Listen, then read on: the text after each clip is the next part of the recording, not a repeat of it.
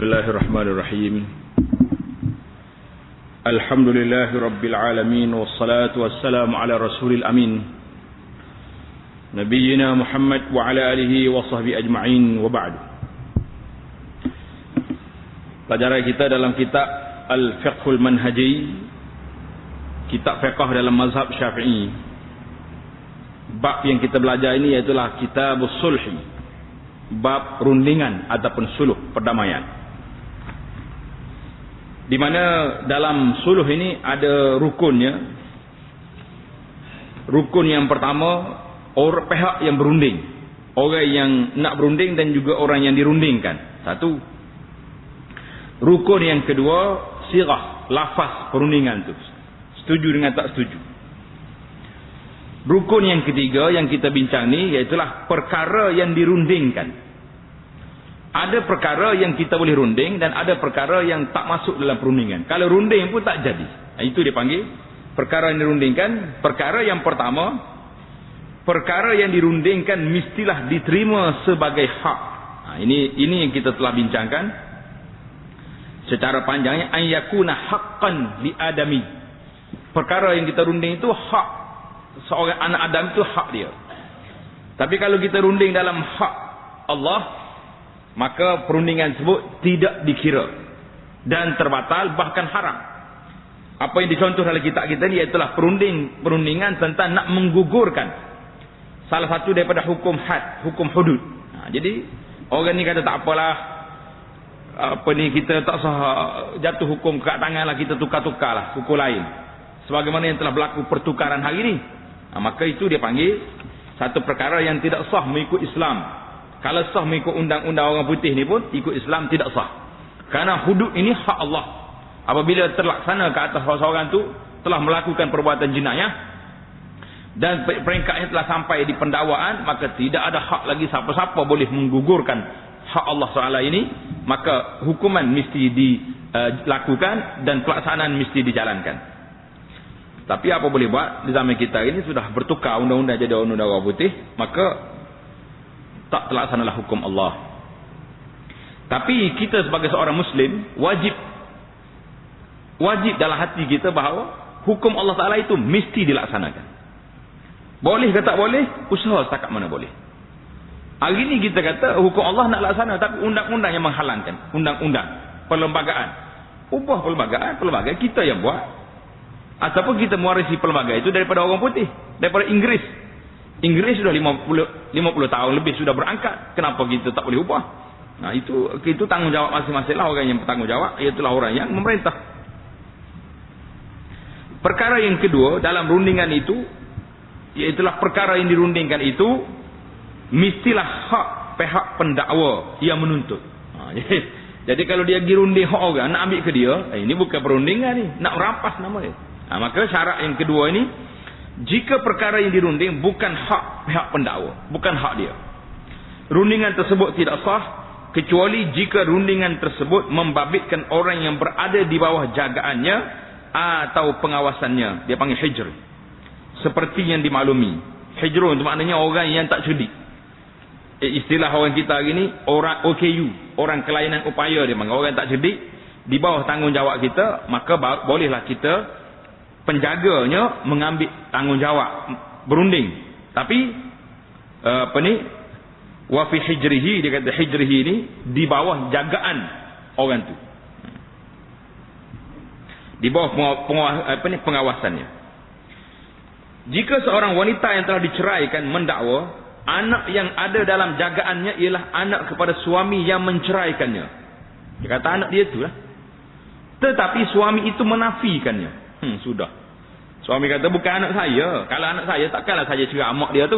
Mana ada tuduhan dua tu. Kemudian wanita itu mengajak bekas suaminya berunding supaya anak tersebut tidak dibankan kepadanya jika dia memberikan sesuatu kepadanya. Kalau awak bayar kat saya, tak apa, kita bay orang lain lah, bay Abdullah, kau bay siapa ikut. Rundingan ini tidak sah kerana keturunan adalah hak anak, bukan hak ibu. Ibu tak ada hak nak tak anak bin dia. Oleh itu si ibu tidak berhak menuntut sebarang pertukaran. Tak payah. Ben dia lah, ayah dia Sebab masa dia daftar, dia terima dah. Ini panjang cerita dia. Masalah bin, anak yang tidak jelas status bapak ni. Sama ada kita panggil anak zina ke, anak yang tak jelas keturunan ni. Ini antara perkara yang dibincangkan. Sehingga peringkat pendaftaran hari ni, bila orang ni tak ada ayah mari tuntut, mari daftar, maka dia tak ada bin. Senang dia. Kalau Muhammad berapa, Muhammad tak ada bin. Dalam borang itu tidak isi bin. Jadi budak ni akan menerima aib daripada dia besar sampai ke dia mati. Orang kenal ni anak tak ada ayah yang rasmi. Ayah ada. Kalau tak ada ayah tak jadi dia. Lain pada Nabi Isa seorang yang boleh lagu tu. Tak? Dan ada orang kata ada lagi. Mukjizat Nabi Isa berlaku lagi zaman kita lah ni. Bolehlah. Tapi yang boleh lagu tu nya Nabi Isa seorang. Orang lain mesti ada bapak. Tapi siapa bapak? Bapak tu tak jumpa cari. Itu jadi masalah kita sekarang ni. Macam mana nak nyelesaikan masalah mengaibkan budak tu sendiri? Aib. Dulu majlis fatwa mengeluarkan fatwa bahawa budak ni dibankan kepada Abdullah. Tetapi ada pula yang kemudian ini tidak diban kepada sesiapa. Kosong dalam orang. Itu aib. Kalau ban Abdullah mana? Semua orang ni hamba Allah Taala, tak tahu siapa. Tapi kalau kosong, sangatlah aib. Cikgu sekolah boleh cek dalam sekolah ni berapa ramai anak yang tidak sah. Yang kita panggil anak haram ke anak apa katalah. Tapi aib budak tu sampai ke besar.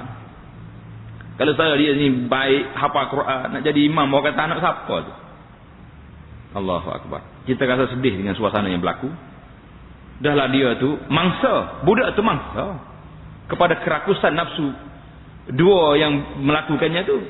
Tapi dia tidak berdosa. Cuma dosa dia nya hari ni bila tidak dibankan tu, tidak disembunyikan tarah dia tu, maka habislah dia. Allahul musta'an. Jadi tengok kita ni. Yang ketiga, perkara yang dirundingkan adalah hak milik pihak pendakwa yang menuntut dan hendaklah sabit pada subjek akad rundingan. Maknanya benda yang kita nak runding tu biar sabit hak dia. Oleh itu, jika salah seorang rakan kongsi harta tidak boleh alih, yang harta kekal, tanah dia panggil akar, tanah, atau sebagainya, menjual bahagiannya kepada orang lain tanpa pengetahuan rakan kongsinya, dia panggil syafi'. Orang syafi' ini berhak mengambil alih bahagian tersebut daripada pembeli dengan membayar semula harganya. Jadi ini akan dibincangkan dalam tajuk syuf'ah. Tengok nombor 1 di bawah nota kaki. Syuf'ah ialah hak rakan kongsi untuk mengambil alih secara paksa bahagian yang telah dijual oleh rakan kongsinya kepada orang lain tanpa pengetahuannya dengan membayar semula harganya. Jadi dia panggil syuf'ah ni satu undang-undang dalam Islam. Kalau kita berjiran dengan jiran kita, tanah sebelah, tiba-tiba jiran kita ni pergi jual tanah dia ni sebahagian daripadanya kepada orang lain tanpa pengetahuan kita. Mari pula jiran yang duduk sebelah rumah kita ni yang jenis bawa anjingnya dengan calaknya dengan apa alat-alatnya yang tidak menyelesaikan kita. Maka kita pada waktu itu dia panggil hakus syuf'ah. Pada waktu itu jiran sebelah ni berhak bawa kes ni ke mahkamah, kita bayar balik kepada pembeli tadi, aku nak tanah ni, boleh ambil. Itu dia panggil hakus syuf'ah. Sebabnya kecuali sebelum dia jual, dia mari jumpa kita dulu. Saya nak jual tanah ni sekian. Kalau awak tak nak, saya pergi ke orang lain minta izin. Maka kalau orang ni kata izin, tiba-tiba dia nak balik aja, tak boleh lah. Sebab dia dah beri keizinan. Jadi syuf'ah ni kita akan belajar di dalam babnya nanti. Jadi dalam Islam ni dia tak zalim. Jiran tu berhak, sebab jiran tetangga ni dia akan duduk dengan orang tu sampai dia mati lah. Anak dia pula duduk. Jadi panjang ceritanya. Di dalam akar maknanya benda-benda yang tak boleh dipindah, rumah, bangunan. Jadi ini akan dibincangkan dalam tajuk syuf'ah nanti. Jika syafi', mana syafi' ni orang yang nak ambil tadi, berunding dengan pembeli tentang hak syuf'ah yang telah diberikan oleh syarak kepadanya, supaya pembeli membayar jumlah tersebut sebagai ganti. Jika dia membiarkan bahagian tersebut di tangan pembeli, rundingan ini tidak sah, kerana syafi' tidak mempunyai sebarang hak ke atas benda yang diakadkan rundingan, iaitu bahagian rakannya yang telah dijual, sehingga melayakkannya mengadakan rundingan. Jadi orang hak jual tadi dia pergi runding pula dengan pembeli, dengan jiran dia tadi. supaya lepas benda tu. Boleh ke tak boleh? Dia kata sini tak boleh. Tengok nombor 2 di bawah nota kaki. Dalam contoh di atas, hak yang dimiliki oleh syafi'. Syafi' ni mana orang yang ada kuasa nak ambil benda tu. Hanyalah hak membeli secara paksa, iaitu hak syuf'ah. Hak syuf'ah ni, jiran ni dia ada hak dia. Allah Taala beri kepada jiran ni kuasa, dia boleh beli dengan kuasa mahkamah membatalkan jualan yang pertama kepada orang itu. Kerana mudarat dia beri kepada orang ni. Sepanjang hidup dia akan mudarat. Hari-hari kita, dulunya kita duduk dengar tasbih zikir, hari ini kita duduk dengar salat ke anjing. Duduk dengar lagu-lagu duduk bangun canak daripada pagi sampai petang contohlah. Maka ini dipanggil hak dia, hak syafi', maknanya hak orang sebelah rumah itu. Hak ia adalah perkara yang dirundingkan. Hak ini sabit pada sifat subjek, sifat benda tu, bukan pada subjek itu sendiri. Benda tanah tu tidak, hak dia tu. Hak tu jiran kita, tapi hak kita ni hak kuasa nak tarik balik hak itu. Ini kerana bahagian yang dijual oleh bekas rakan kongsinya bukan miliknya. Jadi kita kena faham. Hak kita bukan atas tanah tu, tapi hak jualan tu. Sebab dia bawa mari jiran tanpa pengetahuan kita. Terlebih-lebih jiran yang kita tak setuju. Hak yang dimilikinya hanyalah hak yang diberikan oleh syarak, iaitu hak untuk memiliki secara paksa benda yang telah dibeli oleh pembeli. Kita boleh batalkan. Hak ini diberikan oleh syarak bertujuan mengelak sebarang kemudaratan yang dijangka akan ditimbulkan oleh rakan kongsi. Memanglah orang baru mari tak tahu siapa, ataupun kita kenal orang ni memang orang tak baik, orang yang berperangai macam-macam begitu. Jika dia bersetuju dengan jualan tersebut, kalau kita kata tak apa, saya setujulah awak jual anak macam mana tak, hak dia, maka haknya itu gugur dan dia tidak berhak menerima sebarang bayaran apa yang dilakukan umpama menerima harta orang lain tanpa sebarang pertukaran. Jadi kalau kita terima, dah selesai masalah. Masalahnya kalau kita engkar, kita tak mahu orang lain mari duduk di tepi rumah kita dengan dalam keadaan suasana yang tersebut. Syarat yang keempat, perkara yang dirunding mestilah dimaklumi oleh kedua-dua pihak. Ini biasa dalam Islam ni. Dalam akad Islam, dia tak mahu kita terenanya. Kita nak runding tu biar benda jelas. Tak tahu runding apa, nak runding apa.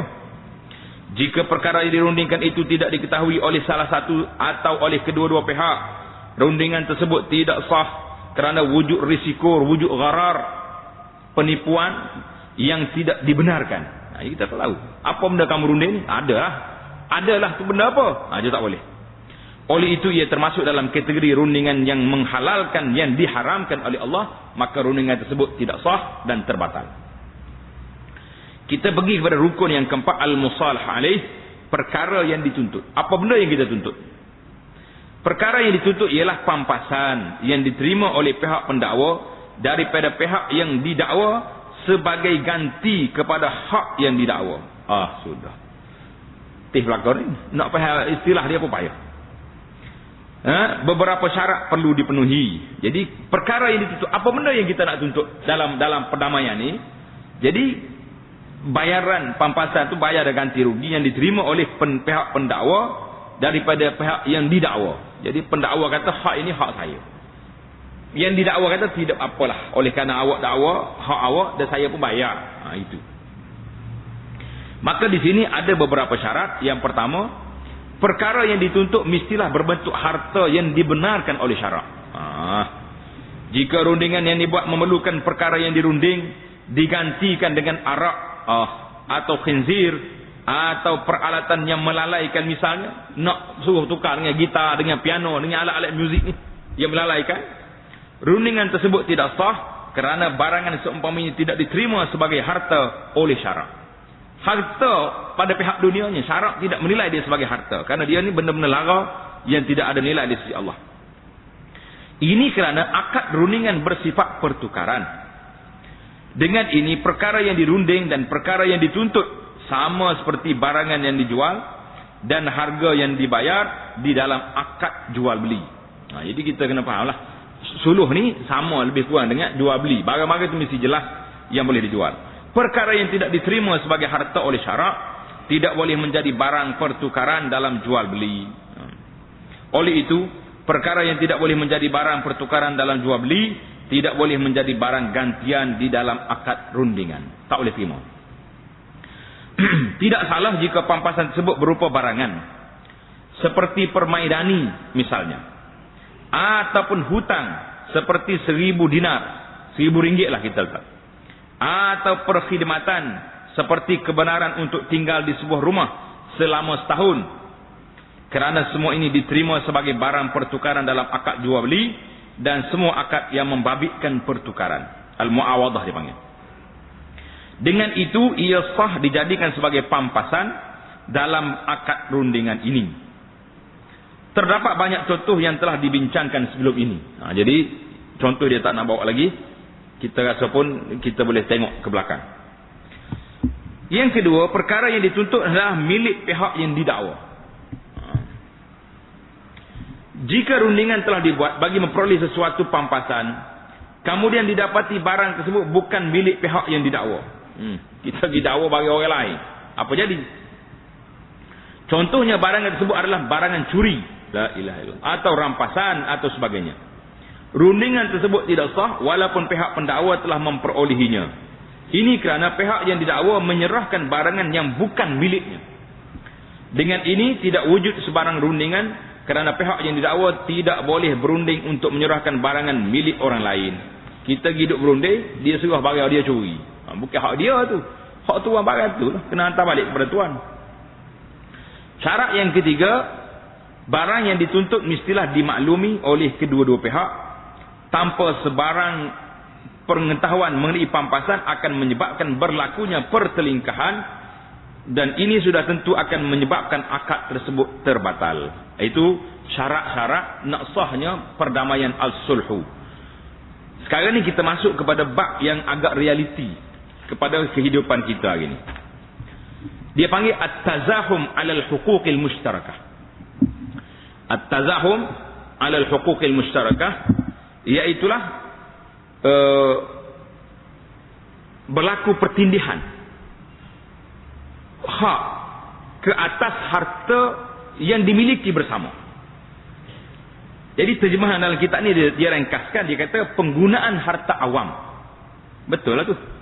Harta awam ni hak kita bersama. Kalau jalan raya ni tak ada siapa kata ni jalan saya, tak ada. Semua orang boleh lalu atas jalan tu. Itu di antara dia panggil hak awam. Hak-hak yang bersama. Biasanya para fuqaha, ulama fiqh fuqaha akan mengkhususkan satu tajuk yang menyentuh kes penggunaan harta awam di dalam bab rundingan, bab as-sulh ini. Sebab apa dia tak di sini?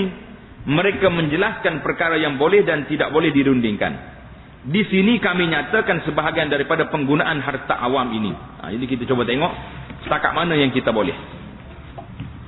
Yang pertama, membina anjung lepas, membina akid dan pancuran, saluran, kita buat saluran, atau membina atap di bucu, di apa ni, penjuru rumah kita. Apa yang bolehnya, yang tak bolehnya.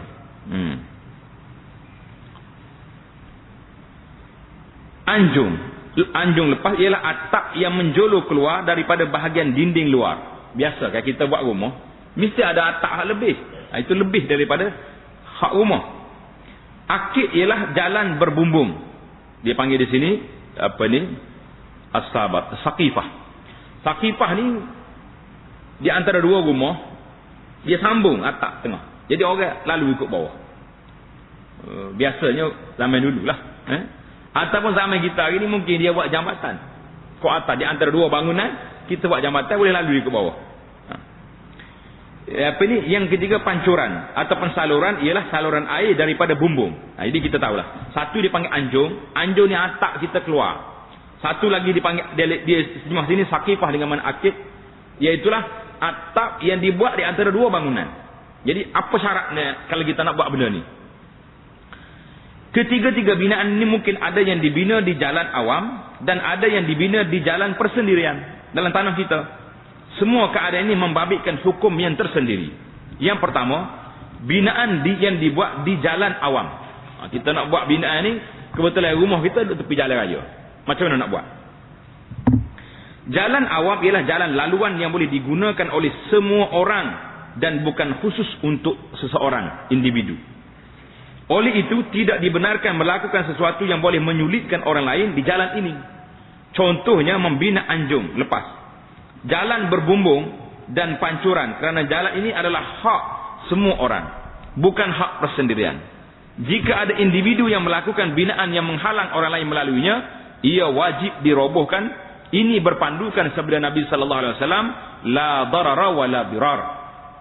Tidak boleh memberi mudarat dan tidak mudaratkan orang lain. Itu dalam kaedah kita, tak boleh kita ni tak boleh beri mudarat kepada orang, dan kita juga tidak boleh orang mudarat kepada kita. Hadis ini diriwayat Ibnu Majah. Pihak yang bertanggungjawab merobohkan binaan ini ialah pihak pemerintah sahaja. Jadi ini syarat dia, bila orang itu buat binaan di tepi jalan, jalan awam. Macam jalan raya kita hari ni, ramai di kalangan orang ni penjual, penjaja, dia buat bangsa dia jual tepi jalan. Menghalang tak menghalang lalu lintas? Ada kalanya menghalang. Mungkin tengah jalan orang dia buat apa ni, buat rumah kecil nak jual apa benda. Jadi orang nak lalu payah. Maka kerajaan berhak meruntuhkannya. Mana bagi kita hari ni dia panggil PBT lah. Apa ni, pihak bandaran, pihak kerajaan tempatan, boleh hak dia kena pergi kosongkan jalan raya orang tu. Sebab ini hak orang ramai. Tak boleh kita pergi buat pasar tengah jalan tu, buat setinggal apa ni tempat tu. Jadi orang yang boleh meruntuhkannya ialah pemerintah. Ini bertujuan mengelak timbulnya suasana yang tidak baik. Walau bagaimanapun setiap orang berhak menuntut supaya binaan ini dirobohkan kerana perbuatan tersebut dianggap satu kemungkaran. Jika binaan yang dibina tidak menimbulkan kesulitan kepada orang ramai dan jalan tersebut hanya digunakan oleh pejalan kaki, kalau ini bukan jalan raya, orang jalan kaki lalu ke tu, maka bumbungnya mestilah dibina tinggi. Kena bina tinggi, dia lepas kepala orang. Ketinggian ini mestilah sehingga membolehkan pejalan kaki yang bertubuh tinggi dan memikul sesuatu barangan di kepala atau bahunya dapat melaluinya tanpa sebarang kesulitan. Selain itu, bumbung tersebut mestilah tidak melindungi cahaya sehingga keadaan di situ menjadi terlalu gelap. Banyak syarat dalam Islam ni kalau kita tengok. Jika jalan tersebut bukan khusus untuk pejalan kaki, bahkan turut digunakan oleh penunggang kuda. Lain pula jalan kaki, kuda ni tinggi sikit. Kenderaan pengangkutan, dan termasuklah kenderaan di zaman kita ini seperti kereta. Jalan kereta masuk. Maka akid ataupun anjung lepas tersebut mestilah tinggi supaya ia boleh dilalui oleh unta yang membawa tempat duduknya yang berbumbung. Termasuklah juga segala jenis kenderaan yang membawa kontainer besar dan sebagainya. Maknanya kalau kita nak buat jalan, macam orang buat jejantas ni hari ni, orang buat pintu gerbang, nak tulis apa-apa. Jadi syarat dia mesti lepas semua orang lalu ke bawah. Kalau tidak, dia telah menghalang orang lain.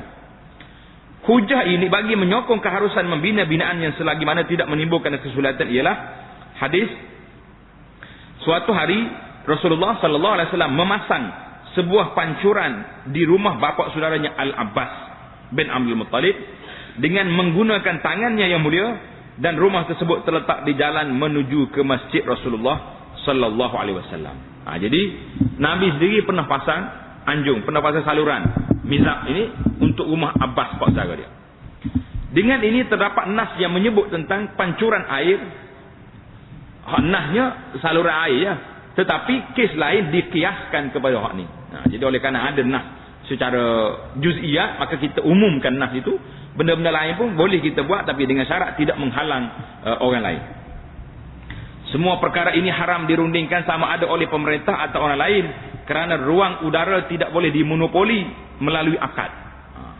Kerana ruang sebaliknya ia tertanduk kepada sesuatu yang tetap, iaitulah kawasan bumi yang selari dengannya.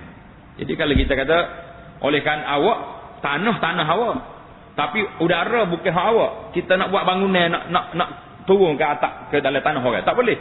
Walaupun kerana dikira bumi ini, daripada bumi sampai ke atas tu hak orang tu, sama juga daripada bumi ni ke bawah.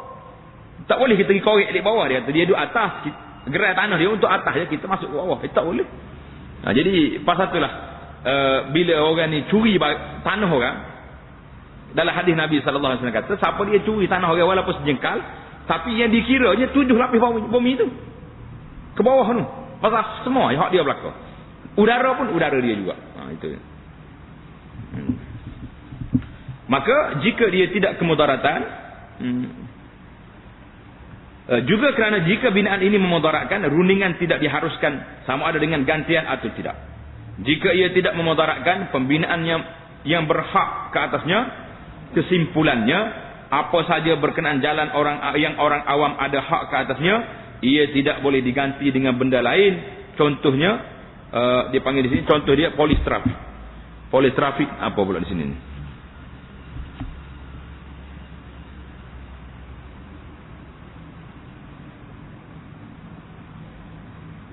La yajuz akhdul awainhu kal murur, seperti bukan politrafik ni, seperti orang nak lalu ikut jalan raya. Silap penterjemah ni, politrafik dia kata.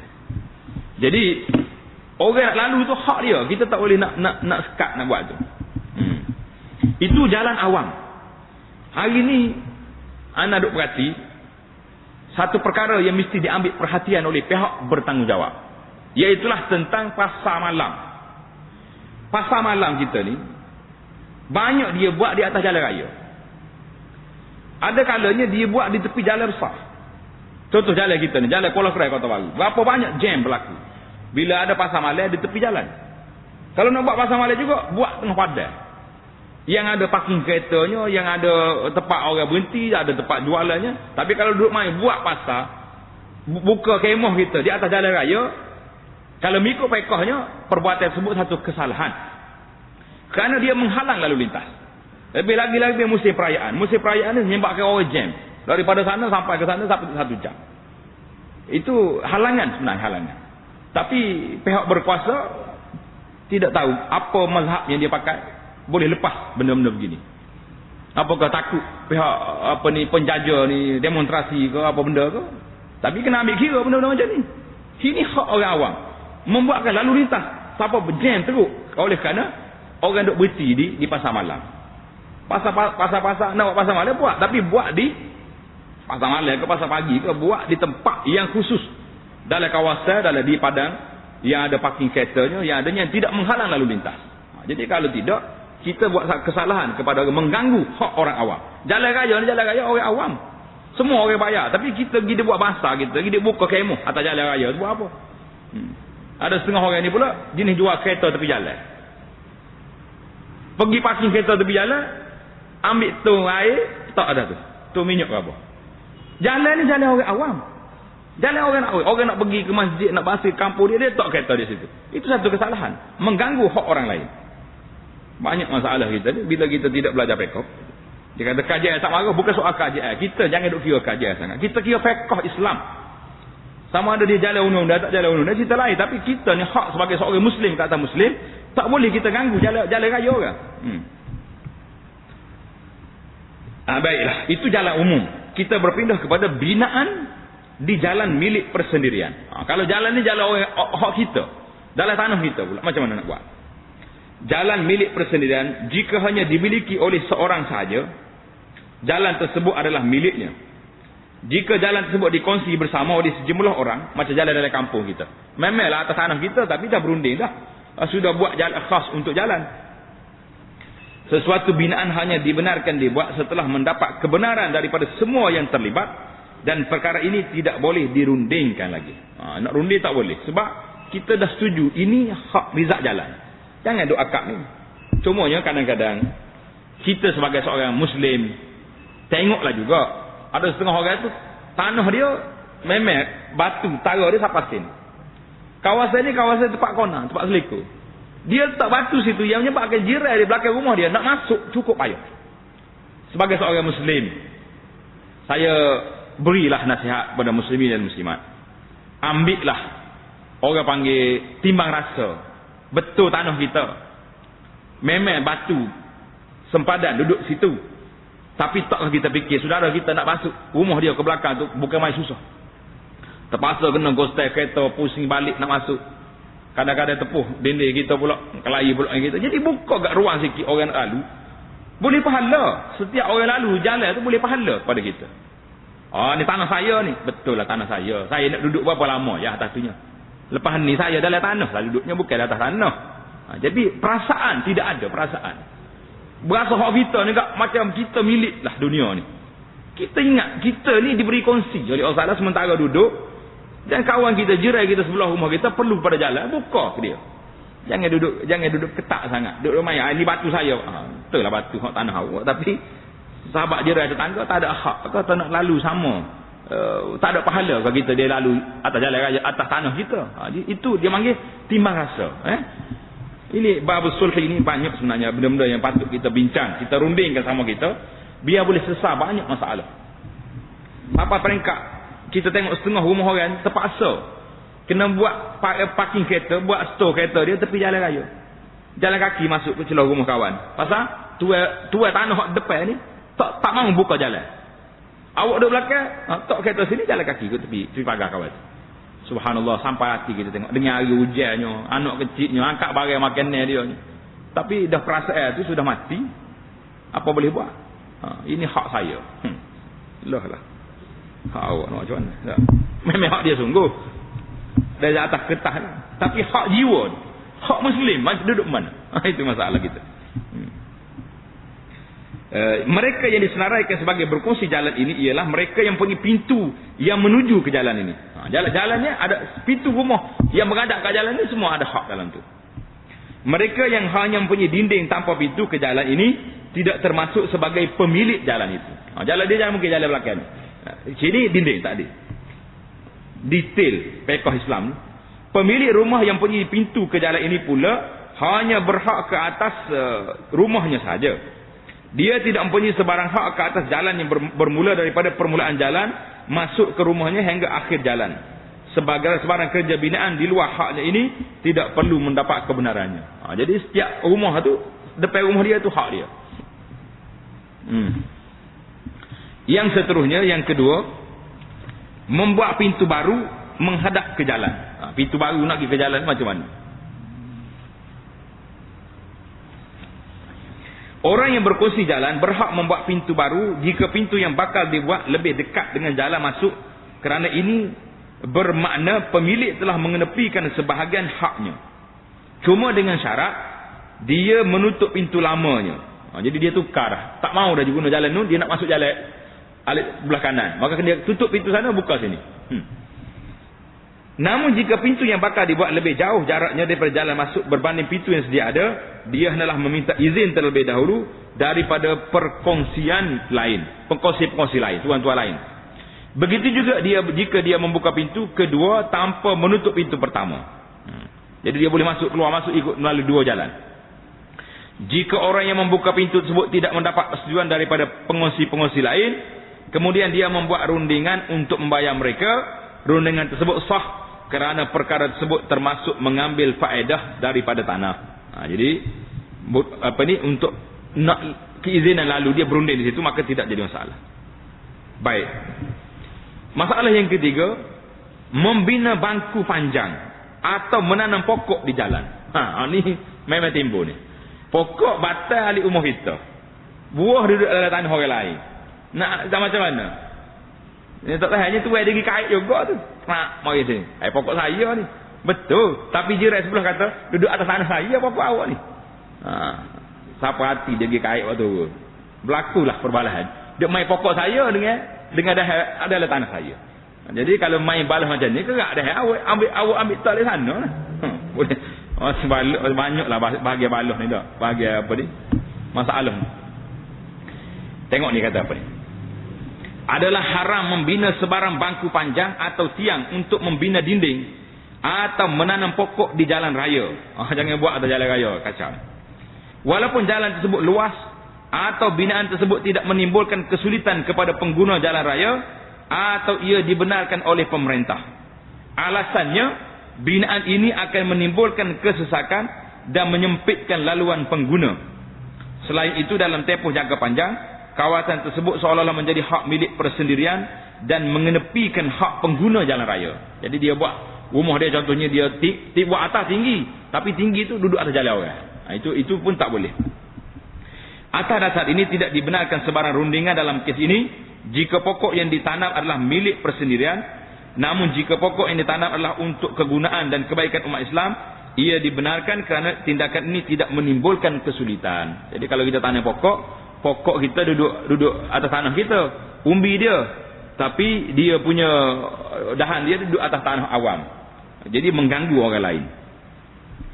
Yang keempat, masalah meletak kayu di dinding orang lain. Ini biasa. Rumah kita, dinding orang. Dinding kita, dinding orang lain. Jadi boleh tak kita masuk kayu kita paku kayu, macam rumah kita lah, rumah teres sekarang ni kan berkembang. Dinding kita, dinding orang. Kalau rumah tinggi pula, atap kita, lantai orang. Macam mana boleh tak kita paku latar rumah orang? Atap saya, betul, tapi latar dia. Ni masalah juga ni. Zaman kita lah ni, kau banyak masalah rupanya, lebih pada zaman dulu lagi. Dalam keadaan dinding sebelah adalah milik orang lain, tidak dibenarkan menyandarkan kayu atau menebuknya ke dinding tersebut, kecuali jika ia dibenarkan oleh pemiliknya. Tapi biasanya kalau rumah kembar gini memang dah jadi uruf dah lah. Hak sebelah kita tu hak kita, sebelah dia hak dia. Tapi jangan tebuk siapa pergi sebelah dia. Ini adalah pendapat dalam mazhab baru, yakni al-qaulul jadid, mazhab Syafi'i. Pemilik tidak boleh dipaksa memberi kebenaran jika dia enggan. Jadi dalam mazhab jadid kata, kalau dia tak mau, contohnya kita nak letak kayu atas dinding sahabat kita, sebab kita nak buat atap sebelah rumah kita. Tuai dia kata tak boleh. Maka mazhab jadid kata tak boleh. Dalilnya hadis, tidak dihalalkan seorang itu mengambil harta milik saudaranya kecuali jika dia memberikannya dengan rela. Itu satu. Mazhab jadid. Begitu juga dengan sabda Nabi sallallahu alaihi wasallam, la darara wa la dirar, tidak ada mudarat dan tidak memudaratkan. Sementara pendapat lama dalam mazhab qadim, mazhab Syafi'i sebelum dia pergi ke Mesir. Dia panggil masa dia duduk di Iraq. Perbuatan ini dibenarkan dan pemilik tersebut akan dipaksa membenarkannya jika dia enggan. Jadi pendapat lama kata boleh. Mana dalil? Berdasarkan hadis Nabi sallallahu alaihi wasallam, yang diriwayat oleh Bukhari dan Muslim, la yamna'anna ahadukum jarahu an yad'a khashabatan ala jidarihi thumma yaqulu Abu Hurairah kata, mali arakum mu'ridin wallahi la armiyanna biha baina aktafikum. Nabi kata janganlah seorang jiran melarang jirannya meletakkan kayu-kayu di dindingnya. Jadi syaratnya tidak mudarat lah. Kalau kita letak kayu besar menyebabkan dinding kawan kita teruntuh, dia tak boleh. Tapi nak tumpang sikit je, nak sambung dengan kita. Lalu Abu Hurairah bila baca hadis ini dia berkata, mali arakum mu'ridin, kenapa saya lihat kamu semua menolaknya, tak mau bagi ni? Demi Allah, Abu Hurairah bersumpah, demi Allah saya akan mencampurkannya kayu-kayu ni atas muka kamu, atas apa ni, baina aktafikum, di hadapan kamu. Aku akan letak atas bahu kamu kalau kamu tak bagi letak atas dinding. Jadi Abu Hurairah bertegah dalam masalah ini, boleh kita letak kalau tidak memudaratkan kawan kita. Jika pemilik bersetuju dengan peletakan kayu tersebut tanpa sebarang ganjaran, ia dianggap sebagai peminjaman, kita pinjam letak. Oleh itu ia akan terikat dengan segala hukum pinjaman, dan keizinan kepada peminjam ini dikira pada ketika itu sahaja. Jika kayu tersebut terangkat atau jatuh dengan sendiri, atau dinding tersebut roboh, lalu pemiliknya membina semula dinding tersebut dengan benda yang sama, menurut pendapat yang paling sahih dalam mazhab, peminjam tidak berhak meletakkannya semula kerana keizinan yang diberikan hanya untuk kali pertama dahulu sahaja. Jadi kita minta sekali dapat. Kemudian dinding itu telah diruntuhkan, nak buat baru kena minta izin kali yang kedua. Baru ni izin dah, itu dinding dulu, dinding ni tak izin lagi. Itu dia kata. Jika pemilik bersetuju barang tersebut atau binaan tersebut dibina dengan ganjaran, dengan bayaran. Jika permukaan dinding tersebut disewa untuk binaan tersebut, tindakan ini dikira sebagai akad sewa. Jika pemilik berkata saya jual untuk binaan ini, atau saya jual dinding ini untuk kebenaran membina sesuatu padanya, menurut pendapat yang paling sahih, akad ini mengandungi unsur sewa dan juga unsur beli, kerana kebenaran yang diberikan berbentuk perkhidmatan yang bermakna ia adalah akad ijarah, sewa menyewa, tetapi diberikan di dalam bentuk kekal yang bermakna ia adalah akad jual beli. Ini perlu pada huraian sikitlah. Habis kita dalam perkara-perkara yang boleh kita rundingkan. Yang terakhir dalam bab kita ini, perkara-perkara yang membatalkan rundingan. Selain daripada perkara yang dinyatakan sebelum ini, sebarang rundingan dianggap terbatal di dalam keadaan berikut. Yang pertama, pembatalan bagi rundingan selain qisas. Orang ini berunding, dia kata tak mahu, tak jadi, cancel, boleh. Tapi kalau bab qisas, dia kata tak boleh. Jika salah satu pihak berkata kepada pihak satu lagi, lucutkan saya daripada rundingan ini. Mana kita batalkan rundingan ini. Ini maksudnya saya mahu batalkan akad ini, sementara pihak satu lagi bersetuju. Ini bermakna rundingan tersebut terbatal kerana akad rundingan membawa maksud pertukaran satu harta dengan satu harta. Oleh itu, ia boleh dibatalkan sama seperti jual beli. Jadi kita berunding, lepas tu kita batalkan, tak apa.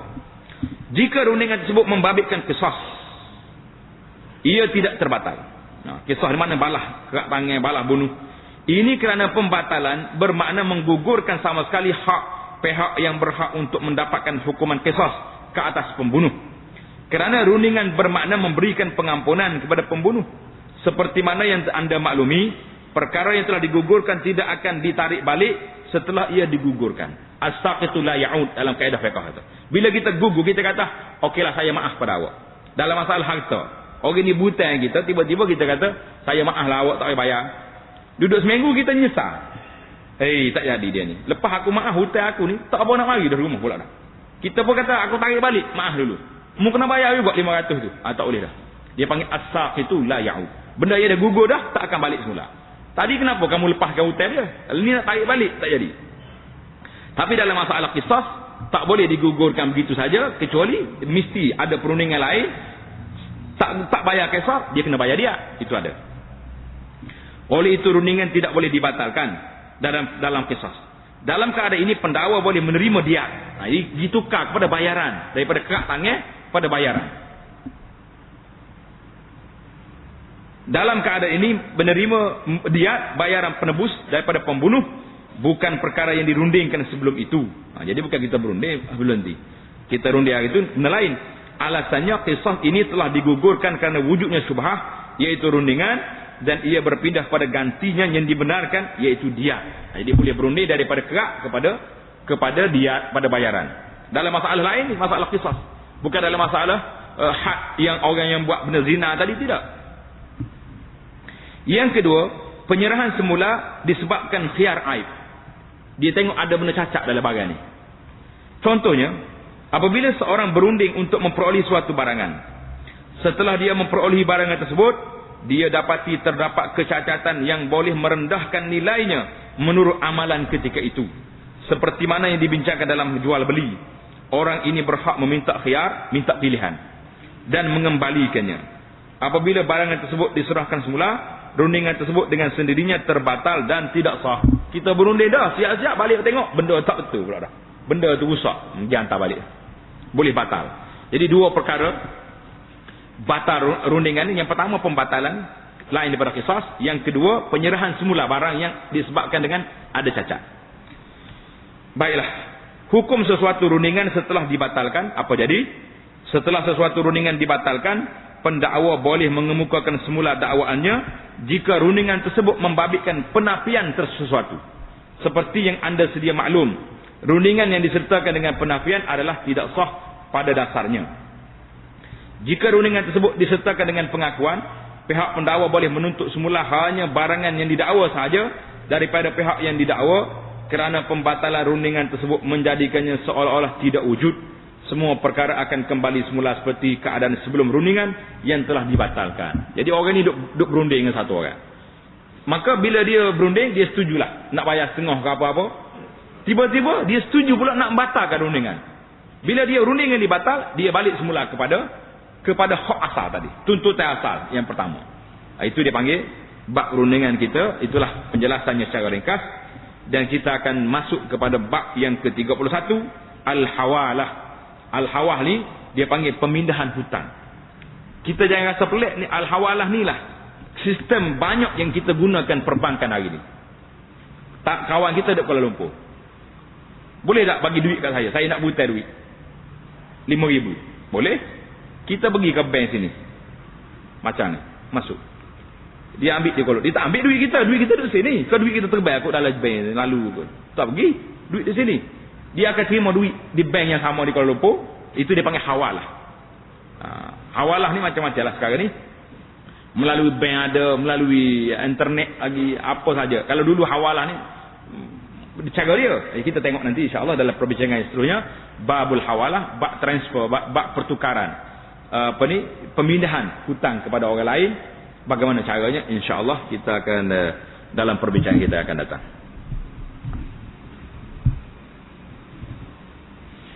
Subhanakallahumma bihamdika asyhadu an la ilaha illa anta astaghfiruka wa atubu ilaik. Subhanakallahumma bihamdika asyhadu an la ilaha illa anta astaghfiruka wa atubu ilaik. Wa sallallahu ala nabiyyina Muhammad wa ala alihi wa sahbihi ajma'in. Alhamdulillahirabbil alamin.